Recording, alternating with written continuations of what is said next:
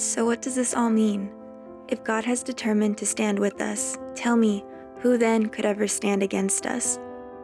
For God has proved his love by giving us his greatest treasure, the gift of his Son.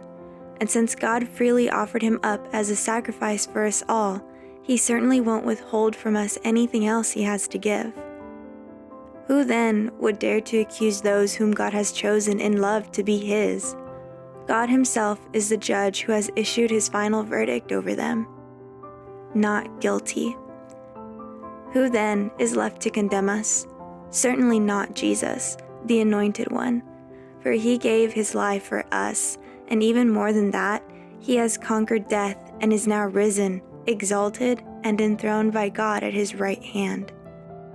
So how could he possibly condemn us, since he is continually praying for our triumph? Who could ever separate us from the endless love of God's Anointed One? Absolutely no one, for nothing in the universe has the power to diminish his love toward us. Troubles, pressures, and problems are unable to come between us and heaven's love. What about persecutions, deprivations, dangers, and death threats? No, for they are all impotent to hinder his omnipotent love. Even though it is written, "All day long we face death threats for your sake, God. We are considered to be nothing more than sheep to be slaughtered."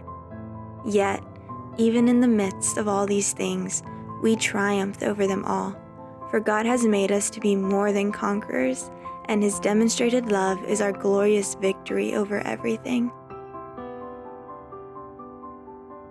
So now I live with the confidence that there is nothing in the universe with the power to separate us from God's love.